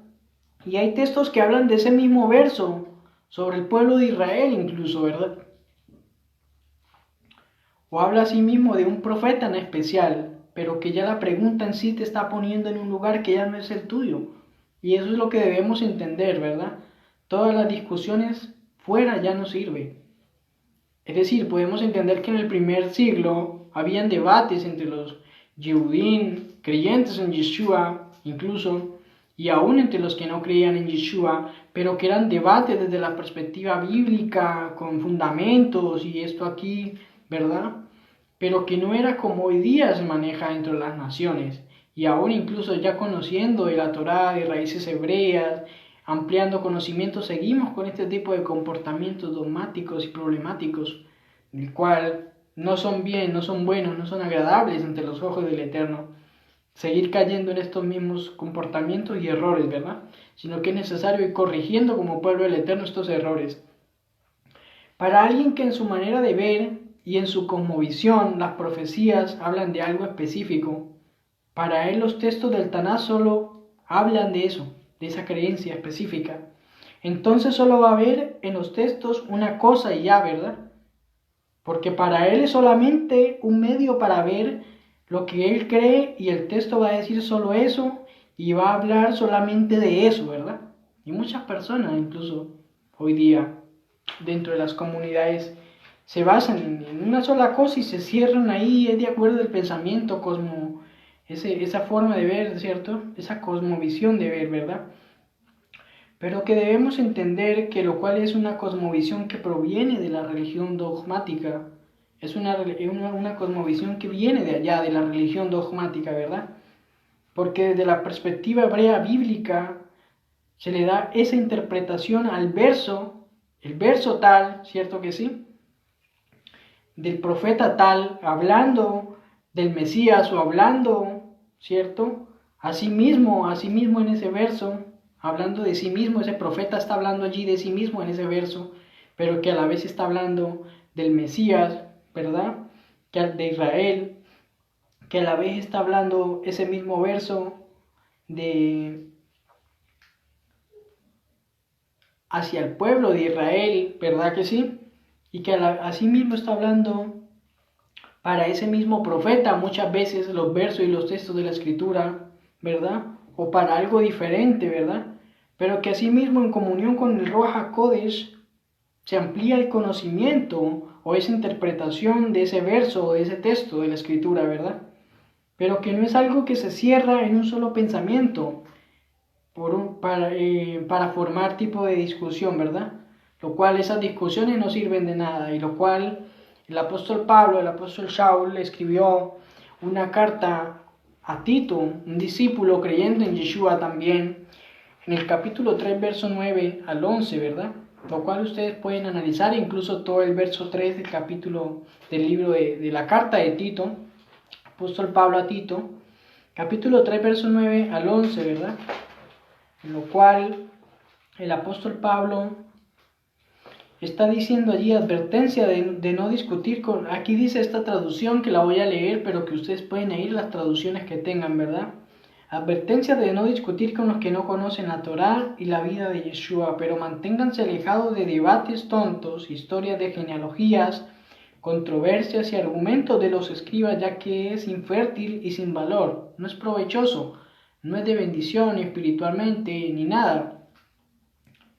Retírese de un predicador de enseñanza falsas, herejes, después de la primera y segunda advertencia. Puedes estar seguro que esa persona se ha pervertido y continuará transgrediendo y condenándose por su propio juicio. Esta es la traducción que dice aquí, ¿verdad? Pero que allí, en las traducciones que se tienen, ¿verdad? Que podemos ampliar este conocimiento y entender que allí estaba diciéndole el apóstol Pablo en esta carta al creyente Tito, discípulo de Yeshua, que se alejara de debates que no tenían ningún fundamento, que no tenían ningún beneficio ni espiritual ni nada. Aléjase de esas cosas, de esas vanas discusiones, ¿verdad? Lo cual incluso en las traducciones habla acerca de esas discusiones de la Torá, de la ley, ¿verdad? Que podemos entender en amplio sentido. Puede entenderse como esta traducción la dice.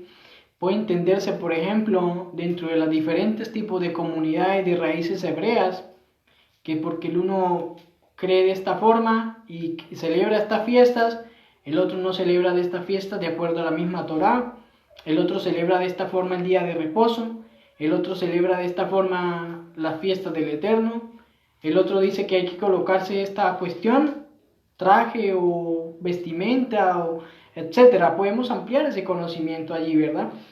Pero del cual el apóstol Shaul instruyó al discípulo Tito de no seguir estas corrientes y estas vanos discusiones, ¿verdad? Que no son de ningún tipo de beneficio. Al contrario, después de la primera y segunda advertencia, aléjese de estas personas. Nosotros podemos estar en la capacidad de seguir a este tipo de personas que estudia la palabra, que habla de X o Y forma que no me agrada, que veo que no va de acorde ya, pues lo dejo de seguir, que era lo que incluso hacían en el primer siglo, cuando los discípulos no creían en este maestro de Torá o en esta persona que enseñaba la escritura, lo dejaban de seguir y buscaban a esa persona que más se acoplaba con la forma de entender la escritura, ¿verdad? O de creer de acuerdo a la Torá. Pero que podemos hacer muchas cosas sin necesidad de entrar en discusiones y en polémicas y en debate, o más que debates son discusiones, peleas, incluso polémicas que agreden al prójimo, y que todo esto viene precisamente de la religión dogmática de donde proveníamos muchos, ¿verdad? Del cual debemos ir rectificando muchas cosas acerca de esto, amada familia, ¿verdad? Muchas veces podemos ver personas inteligentes que por intentar defender alguna cosa tienen que mentir incluso, ¿cierto? Tienen que mentir, decir mentiras. ¿Y para qué? Eso de nada sirve, de nada sirve. Incluso hay academias, instituciones que no tienen que estudiar, ¿verdad? Institutos bíblicos, academias, incluso que se hacen llamar de estudios de Torá, que no estudian a un nivel de profundidad, de historia, no hay una investigación, una profundidad en el conocimiento bíblico, incluso desde la perspectiva hebrea, ¿verdad? No hay nada de esto, ¿verdad? No hay muchas cosas de conocimiento incluso, y se ponen muchas veces a estudiar la escritura, pero sin indagar, sin profundizar, sin entender, ¿cierto? Se ponen a estudiar, ¿verdad? Sin profundizar en los textos de la escritura, y aparte de eso mienten hoy en día incluso. Mienten solamente por ganar likes, por ganar me gustas, por ganar seguidores, para que la gente los venere, los aplauda, los siga. Oh, esto sí, esto sí, sí saben, no, nada de eso. ¿Para qué esto, verdad? ¿Para qué ponerse a mentir con cosas, verdad? Lo cual es otra manera, otra cosmovisión, del cual le pegas al texto, ¿verdad? Hoy en día que también sucede lo mismo, del cual debemos tener mucho cuidado. Lo cual nuestra cosmovisión y nuestra visión teológica no es separada, incluso desde la perspectiva bíblica, ¿verdad? Nuestras creencias no son separadas, no nos van a afectar incluso, van a tener consecuencias, van a ser muy visibles. Lo que yo piense del eterno Dios me va a afectar en un momento, dependiendo de la forma, ¿verdad? Si yo tengo un Dios que se equivoca, que si yo tengo un Dios que cambia en una cosa, ¿verdad? Si yo tengo un Dios y si tienes un tipo de Dios diferente, ¿verdad? Pero si tengo un Dios que es completamente infinito, ¿verdad? Y no existe el error en él, ¿verdad? Que es inmutable, es un concepto incluso que no cabe en él, no cabe esos conceptos en el eterno, ¿verdad? Es otra cosa, son dos cosas completamente diferentes, ¿verdad? Son conceptos que nosotros incluso tenemos del eterno Dios infinito que ni siquiera caben en él porque es un ser supremo, ¿verdad? El decir incluso que es un Dios que, incluso el decir que el Dios, incluso de la perspectiva judía, decir incluso que el Dios para el judaísmo, también es algo que de una u otra forma tiene mucha falacia, ¿verdad? ¿Por qué? Porque la falacia dice que el judaísmo dice, el judaísmo dice no existe, y es algo que la mayoría debemos entender, en especial los hermanos de las comunidades de raíces hebreas, ¿verdad? Que el judaísmo dice, eso no existe, amada familia, y que debemos entender desde esta perspectiva lo que les estoy diciendo. No hay algo que el judaísmo dice, porque el judaísmo dice muchas cosas, ¿verdad? Muchas cosas dice el judaísmo, no tiene un consenso específico de creencias en todo, al igual que las demás comunidades de raíces hebreas hoy en día, ¿verdad? Muchas comunidades de raíces hebreas por todas las naciones hoy en día. Unos dicen una cosa, otros dicen otra cosa. Unos piensan de una manera, otros piensan de otra manera. Y asimismo, al igual que el cristianismo, ¿verdad? Y al igual que las demás comunidades, religiones dogmáticas, pensamientos, no hay un consenso en las cosas específicamente. Asimismo pasa incluso dentro de la amada casa de Judá. Es lo mismo. Lo cual debemos tener mucho cuidado y empezar a entender y rectificar. Ni siquiera en los principios de la fe hay un consenso, incluso, ¿verdad? Aunque sean enumerados esos principios de fe muchas veces, ¿verdad? No todos van a estar de acuerdo. Uno de los principios y base fundamental de nuestra fe, ¿verdad? Es el retorno de Yeshua, nuestro Mesías, ¿verdad que sí? Del cual dice que es proveniente o descendencia o descendiente del rey David y de su hijo el rey Salomón, de acuerdo a lo que está escrito en la palabra del Eterno, ¿verdad? Entonces hay unos que no piensan de esta manera, ¿verdad? Hay unos que no piensan así, ¿verdad que sí? Hay otros que dirán, el Mesías ya no va a venir, ¿verdad? Hay otros que dirán, ya vino el Mesías de Israel, es Yeshua nuestro Mesías, ¿verdad? Y podemos tener ese principio de fe muy fundamental. Pero hay otros que van a decir, algunos incluso van a decir que están esperando al Mesías que venga por primera vez, ¿verdad? También. Todos van a pensar de una u otra forma, ¿verdad? De una u otra manera, ¿verdad? Pero el pensar diferente y el entender diferente o ver desde puntos diferentes, entender diferente, ¿cierto? No nos da derecho a nosotros de excluir al prójimo, ¿verdad? De excluir. Esto se ve en las religiones y dogmáticas más también. Excluyen a las personas, ¿verdad? Y como pueblo del Señor y remanente de Israel, no puede seguir pasando esto de excluir, ¿verdad? Porque piensa diferente, porque opina, porque ve de diferente punto, ¿no? No nos da derecho de excluir, ¿verdad? Porque el eterno Dios en su infinita amor y gracia y misericordia no excluyó, ¿cierto?, a los gentiles del pueblo de Israel, sino que por amor y gracia el Ruach HaKodesh incluso se manifiesta en medio de los gentiles que han venido a ser parte ahora del remanente de Israel, que han creído en Yeshua, ¿verdad? Y entre estos también se mueve el Ruach HaKodesh de Adonai. Y si no hay una exclusión, ¿verdad? ¿Por qué nosotros hacer exclusiones? Porque vemos las cosas de diferentes formas, ¿verdad? Incluso muchas veces esto no nos da derecho a nosotros de condenar al otro, ¿verdad?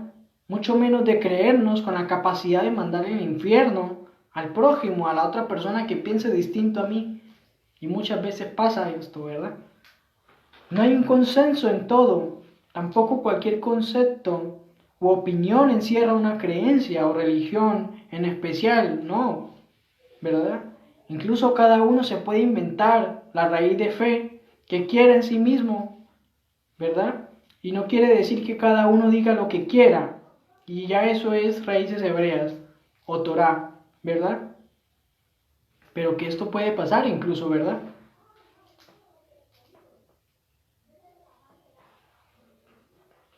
Lo cual debemos entender que la Torah, la raíz hebrea, ¿verdad? O la Torah en sí, siempre va a tener varias opiniones de una misma cosa, amada familia. Incluso desde la perspectiva hebrea de la casa de Judá, ¿cierto? Muchas veces cuando hablamos del judaísmo, de la casa de Judá, ya sea rabínica, y que debemos entender que la casa de Judá o el judaísmo no es algo específico, sino que es una pluralidad de pensamientos de una misma cosa, al igual que en las raíces hebreas de hoy día, al igual que en el cristianismo y en cualquier otra cosa, ¿verdad? Y cuando hablamos del judaísmo de una manera unánime, esto es un 90% de falacia, ¿verdad? Al igual que las raíces hebreas de hoy en día. No es cierto, es algo totalmente diferente, ¿verdad? Lo cual incluso cuando decimos, por ejemplo, que de la perspectiva de la casa de Judá, desde la perspectiva hebrea o de cualquier comunidad de raíces hebreas, que decimos que en esencia, que Dios no tiene cuerpo, ¿verdad? Ni forma de cuerpo, y muchos se cierran allí, o que no se puede manifestar a través de un cuerpo el Eterno, ¿verdad? Y se murmura para los que creen de otra manera, y entran en polémica, y entran a agredir, y entran a ofender, y entran, ¿verdad? Pero que esto incluso, ya sea desde la perspectiva hebrea de la casa de Judá, desde las raíces hebreas, las comunidades, o incluso desde el cristianismo, ¿verdad? Que podemos entender que el uno puede pensar de una forma, ver de una forma, ¿verdad? Y que a través del Ruach HaKodesh, así mismo el otro puede ver de otra forma, ¿verdad? Pero que no es un consenso en sí, ¿verdad que sí? Incluso también dentro del judaísmo, desde la perspectiva de la casa de Judá, ha habido este tipo de discusiones o incluso de no estar de acuerdo en un mismo pensamiento, ¿verdad? De ver de una manera diferente, ¿cierto? Acerca de esto, incluso de sus escritos rabínicos también tienen diversidad de opinión respecto a esto, ¿verdad? Pero algunos dijeron al respecto que sí, que el eterno Dios podía manifestarse incluso a través de un cuerpo, ¿verdad? Y creyeron de esta forma, y es respetable para el que no crea, ¿verdad? Y no hay un consenso con esto, ¿verdad que sí? y los apóstoles lo dijeron, los profetas vieron visiones del eterno Dios, ¿verdad? Y muchas personas del primer siglo, del segundo siglo, e incluso desde la perspectiva de la casa de Judá, desde la perspectiva rabínica, también ellos indagaban y unos decían sí, otros decían no y tenían diversidad, ¿verdad?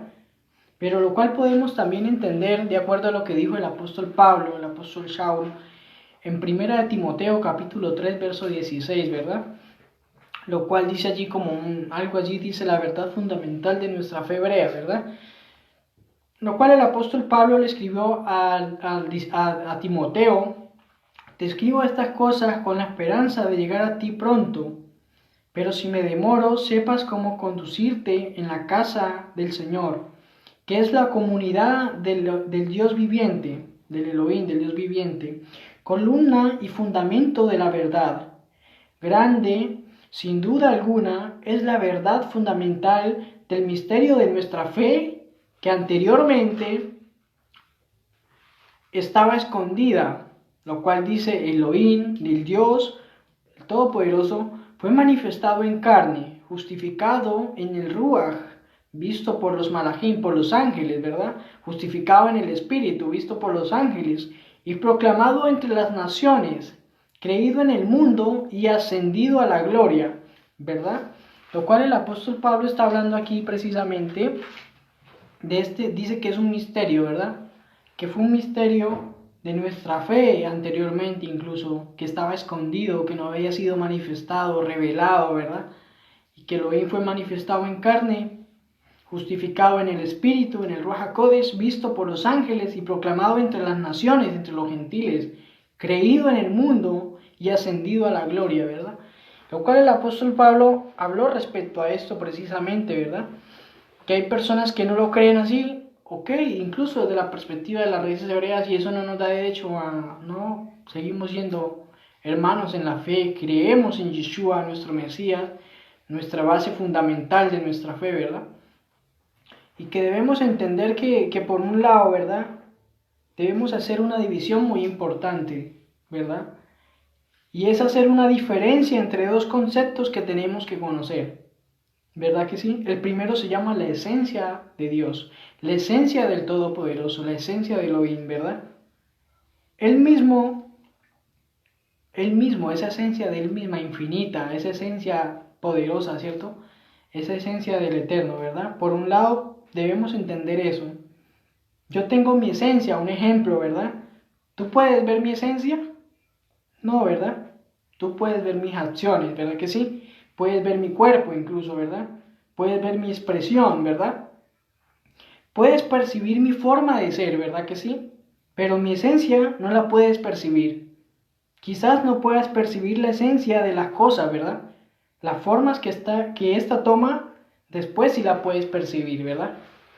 Entonces tiene que haber una diferencia entre la forma o la revelación, ¿verdad? Cómo esta esencia se revela al mundo externo y la esencia en sí, ¿verdad que sí? La esencia y la revelación, debemos de hacer una distinción entre estas dos cosas, ¿verdad? La esencia es completamente inalcanzable por el hombre, la esencia divina aún más, ¿verdad? Las esencias no pueden ser comprendidas, la esencia divina menos, aún más, está inalcanzable, hasta el punto que no se puede decir nada de la esencia divina.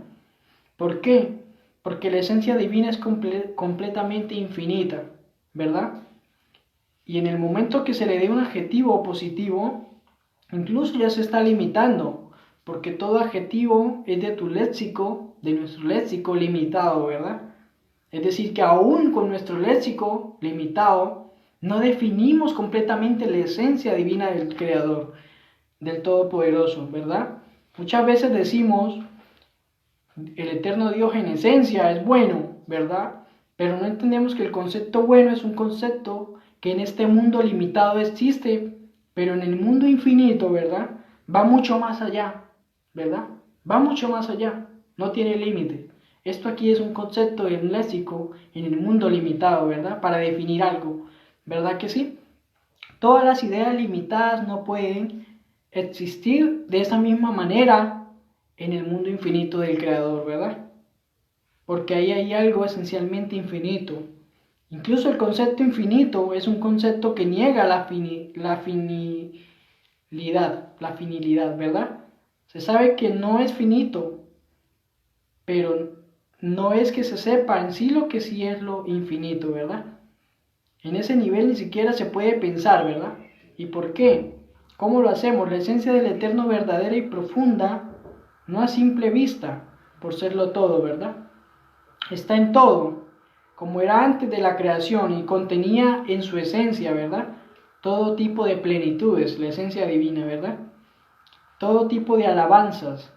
Por eso no se puede poner ningún adjetivo de ninguna alabanza en esencia, porque era todo contenido, completamente sin forma, ¿verdad? Completamente simple, infinito. No hay nada más fuera de su esencia y su unidad, simple, ¿verdad? Y completa en su máxima plenitud. Y no hay ninguna palabra ni expresión que podamos hablar y no hay ninguna idea o intelecto que lo pueda alcanzar, esa esencia infinita del Todopoderoso, ¿verdad? Incluso más allá de lo infinito. Hay un paso que sabemos, pero no lo entendemos, ¿verdad? Que el eterno Dios se quiso revelar y de sus revelaciones es que nosotros podemos hablar, entender, ¿verdad? ¿Por qué se quiso revelar limitado? Para que nosotros le podamos entender, ¿verdad? Al Creador, al Eterno, que asimismo se reveló por nosotros, para la humanidad, para traer redención, para traer salvación, para que haya una esperanza, ¿verdad? En medio del caos, ¿verdad que sí?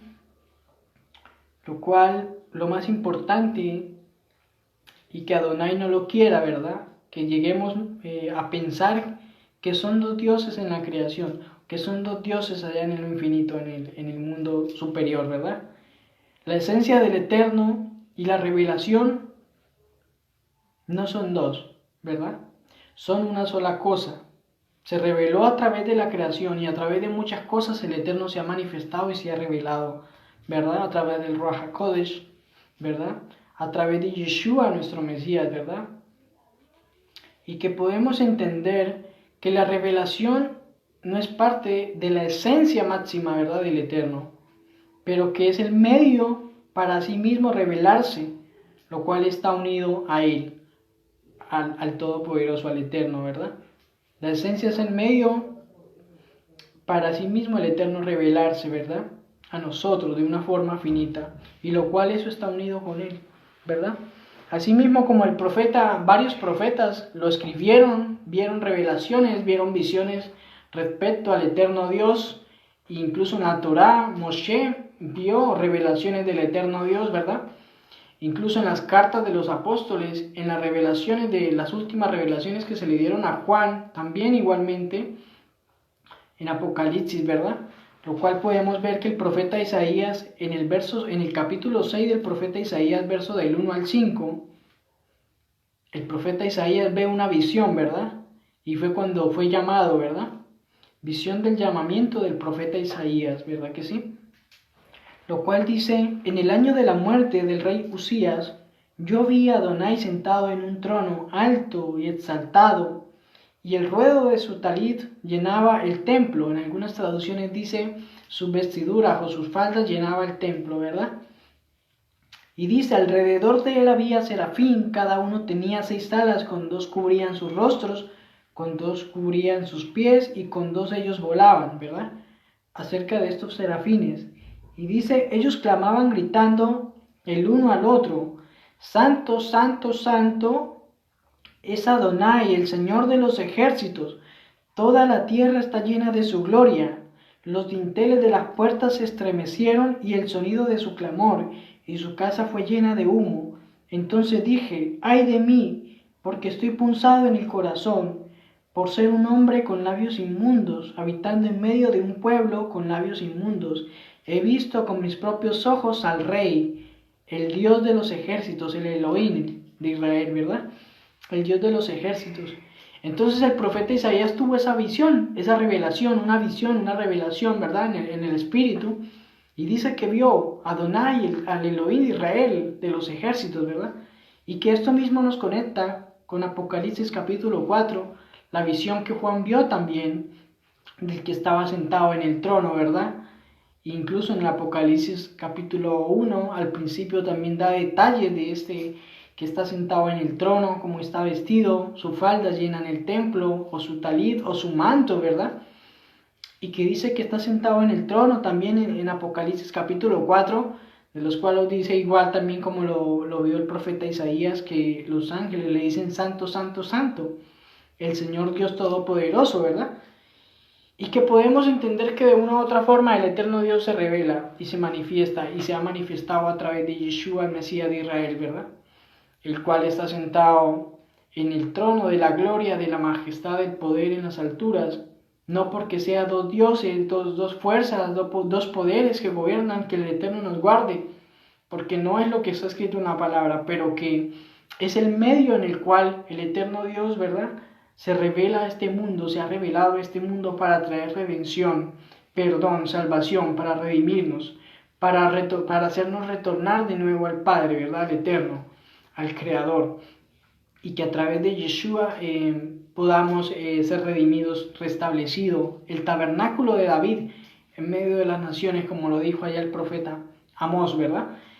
Y que podemos entender esto, amada familia. Dice la escritura que el apóstol Pablo dijo, nadie puede llamar a Yeshua Adonai si no es por el Ruach HaKodesh, ¿verdad? Nadie puede llamar a Yeshua, el Mesías, Señor, Adonai, si no es por el Espíritu, por el Ruach HaKodesh. Y muchos, incluso hermanos en la fe, en Yeshua, nuestro Mesías, en las comunidades de raíces hebreas, pueden decir, está bien, Yeshua es el Adonai, ¿verdad?